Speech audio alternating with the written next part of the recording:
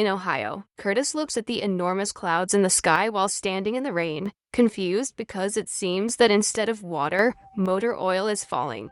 Afterwards, Curtis has breakfast with his wife Samantha and their deaf daughter Han before going to work. Curtis works for a construction company, while Samantha is a homemaker who takes care of Han, but also sews items to sell at the local market on Saturdays. That afternoon, Samantha is having fun with some friends at home who have brought their children over to play. One of them notices that Han has picked up a dangerous piece of wood with nails in it, so Samantha has to run to stop her, as shouting warnings obviously doesn't work. Moments later, it starts to rain heavily, so the construction workers have to stop for the day, and the employees go for a drink together at the bar. At home, Samantha teaches Han the sign for storm while watching the rain through the window. After the bar, Curtis drops his colleague and dear friend Dewart at home. They talk for a while, and Dewart says that Curtis is living a wonderful life. However, Curtis admits that things aren't always as nice as they seem. Their conversation is interrupted when Dewart's wife quietly comes out, demanding he come inside. Then Curtis goes home and checks on Han, while Samantha shares that the girl still has difficulty connecting with other children. The next day, Curtis is cleaning up trash so Han doesn't pick up other dangerous things. At that moment, a strong storm appears in the sky, and suddenly, lightning strikes the ground, causing Curtis's dog, Red, to start barking like crazy. When Curtis gets closer to take Han's hand, the dog breaks free from its chain and attacks Curtis, biting his arm fiercely. However, Curtis wakes up in his room because it was another nightmare. During breakfast, Curtis can't stop thinking about how real the dream seemed. He sees Han playing with Red, gets worried, so he pulls her away from the dog. When Samantha asks what's wrong, Curtis loses his patience and leaves without touching his breakfast. Later at work, Curtis is still distracted and can't stop looking at his arm during a meeting, thinking he still feels the pain. The boss, Jim, is angry about the delay caused by the rain and wants them to make up for the lost time today. On the way to the site, Curtis asks Dewart to help him pick up some extra supplies first. Later, Curtis takes a break and sees a flock of black birds in the sky flying in strange patterns. He asks Dewart if it seems strange to him, but Dewart didn't see anything. Due to the overtime spent catching up on work, Curtis arrives late to the parent-teacher meeting at Han's school. He is also covered in mud because he couldn't take a shower. They learn more about sign language, which is essential for their daughter, and which Curtis needs to practice more. Since he doesn't spend as much time with Han as Samantha does, he still doesn't know enough words. Sometime later, it's raining again, and Curtis rushes to get into the car with his daughter. The rain makes it hard to see, and they end up crashing. Curtis's head is bleeding, but Han is fine.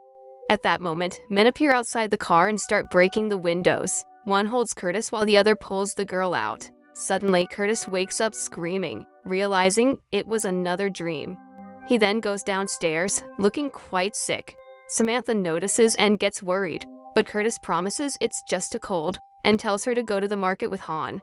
While Samantha sells her products and argues with customers over prices, Curtis takes the extra supplies he got from work and builds a fence around the doghouse, enclosing Red in it and apologizing to the poor dog. He should be working on cleaning up the trash, but gets distracted by a door leading to a storm shelter.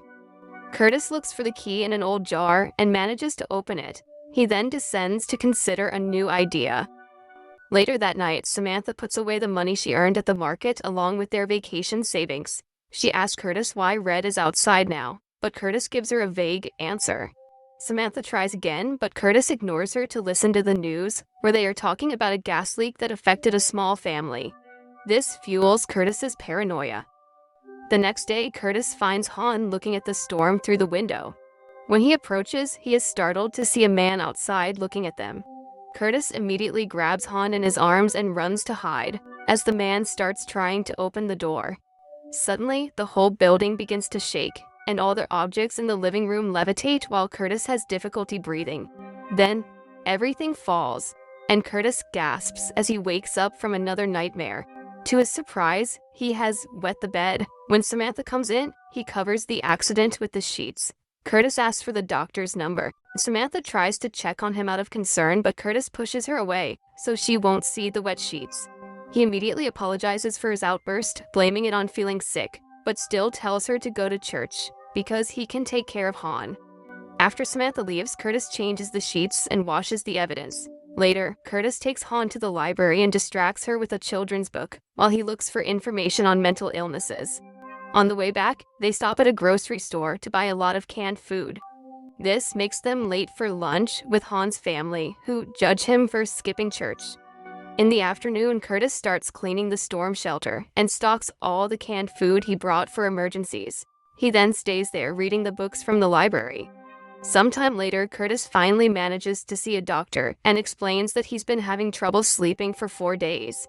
At first, the doctor thinks it's no big deal, but Curtis also tells him about the nightmares, admitting that he wet the bed and that he still feels the pain from the dog bite.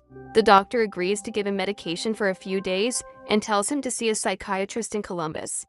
Meanwhile, Samantha visits the insurance agency to ask about the operation to restore Han's hearing. Fortunately, her request is approved, and all expenses will be covered because Curtis's job offers a very good policy.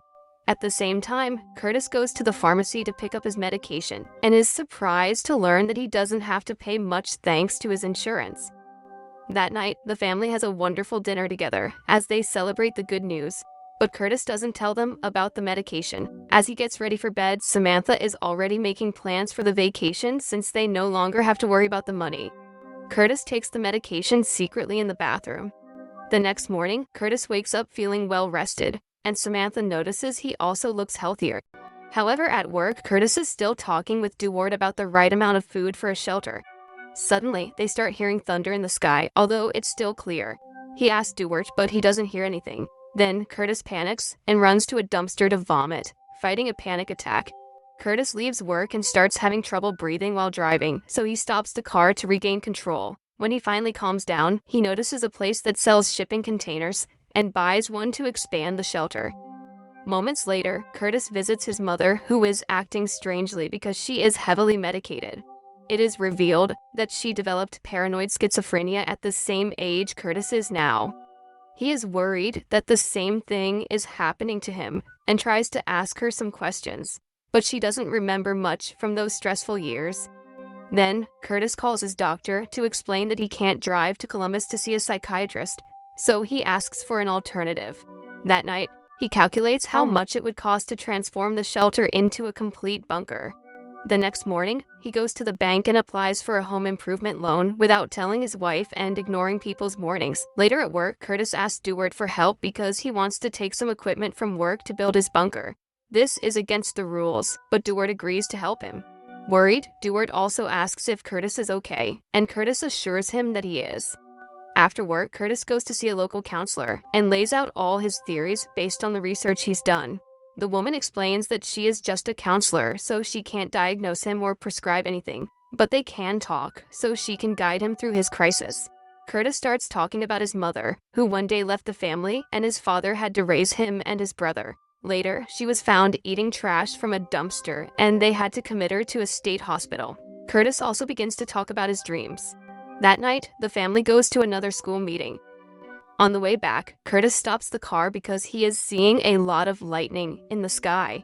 However, his family is still asleep, and no other driver reacts, which makes him worry more about his mental health. On Saturday, while Samantha and Hayne are at the market, Curtis and Dewart start working on the shelter. When Samantha arrives and sees everything, she gets upset and starts an argument. Samantha becomes even more furious when she hears that Curtis took out a loan and screams, demanding an explanation for all his strange decisions lately, like locking up Red. However, Curtis says there's nothing to explain and leaves the room to check on Han while Samantha has a breakdown. That night, Curtis takes more medication than he should. In the middle of the night, Samantha wakes up to find Curtis having a seizure and bleeding beside her. She immediately calls an ambulance, ignoring Curtis when he says it's not necessary. Moments after the paramedics leave, Curtis finally tells Samantha everything. He swears he is going to the counselor frequently because he doesn't want to leave his family as his mother did. The next day, Curtis and Samantha take Han to the hospital for a checkup, and her surgery is scheduled for 6 weeks later. At work, Curtis goes to see his boss and asks for Dewart to be removed from his team because he doesn't want to give orders to his best friend. Jim finds this strange but agrees, before pointing out that Curtis has missed a lot of work. Curtis explains it's due to Han's doctor visits, but Jim gives him a warning. After work, Curtis goes to a store to buy gas masks, which turn out to be very expensive. Meanwhile, Dewart's wife tells Samantha about the rumors regarding Curtis's behavior, but Samantha gets defensive and swears they are fine. Sometime later, Curtis is working on the shelter when his brother Kyle shows up, worried about the strange things he heard from Samantha. Kyle is concerned about Curtis's health, but Curtis insists he's fine and tells Kyle to visit their mother. It's clear the brothers have a somewhat strange relationship. Before leaving, Curtis remembers he was looking for a dog and asks Kyle to take Red. On a rainy afternoon, Curtis enters the kitchen and finds Samantha soaked from the rain. They look at each other for a moment before she considers picking up a knife.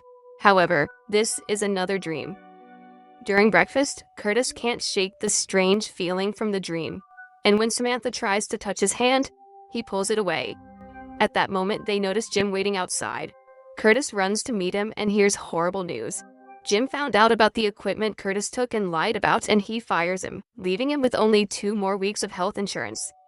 Dewart was also suspended without pay for 2 weeks for helping Curtis. When Curtis tells Samantha the news, she slaps him before leaving the room with Han. Later, Curtis goes to see his counselor and finds out she has been transferred, and there is a new counselor.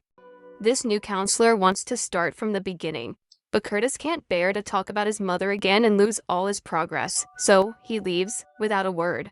Curtis returns to the shelter and continues working on it. Meanwhile, Samantha keeps mending neighbors' clothes to earn extra money, but it's not enough, and she has to take out the rest of the vacation savings.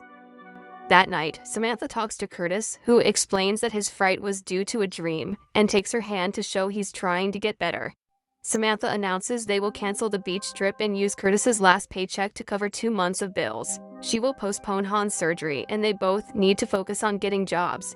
Samantha is willing to work on their problems, but sets the condition that Curtis must go to a real psychiatrist. She also wants him to attend the school dinner on the weekend to work on his isolation. On the night of the event, Curtis is confronted by Dewart, who blames him for the work suspension. Curtis tries to ask him to talk in private later, but Dewart keeps complaining that Curtis pushed him away when they should be friends. Dewart even pushes and hits Curtis, who responds with a kick.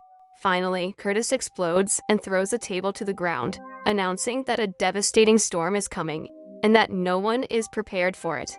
He then has a breakdown, and Samantha takes the opportunity to take him home. Sometime later, Curtis sees Han in the middle of the road and runs to pick her up. At that moment, a flock of birds appears in the sky and flies in strange patterns before heading towards Curtis. He protects Han as the birds fly over them. They then form another strange pattern before starting to fall dead to the ground. Terrified, Curtis runs inside the house as a siren starts to sound. At that moment, he wakes up and discovers the siren is sounding for real. It's raining very heavily, so Curtis takes his family and runs to hide in the shelter. After locking the door, Curtis has everyone put on oxygen masks as a precaution. They then fall asleep and wait for the storm to pass. A few hours later, Curtis wakes up and checks the door but still feels the storm outside and goes back to sleep. In the morning, Samantha wakes him up, asking him to open the door because the storm is over. Curtis disagrees and says he can still hear it. He also has Samantha touch the door so she can feel it. However, Samantha doesn't hear or feel anything. Panicking, Curtis backs away and refuses to open the door, offering the key to his wife. Samantha refuses to take it because doing so would only delay the problem, and Curtis needs to face his fears. Wanting to be good for his family, Curtis gathers his courage and finally opens the door to find a beautiful sunny day. The neighbors are fine and cleaning up the debris left by the storm. Sometime later, Samantha finally takes Curtis to the psychiatrist. The doctor agrees to give Curtis more medication immediately and decides he needs time away from the shelter. He tells the family to take a few days off to rest and prepare, as Curtis will need to be sent to a specialized facility until he recovers. This means he won't see his family for a while. The next day, the family is at the beach. Curtis and Han are making a sandcastle when suddenly Han signs the word storm while pointing at the sea. Samantha comes out and discovers that it's raining oil. At that moment, the whole family sees a huge dark storm approaching in the distance, and Curtis turns to Samantha, who nods to confirm that she is seeing it too, leaving in doubt whether his dreams were a premonition or if his mental illness has also affected his wife.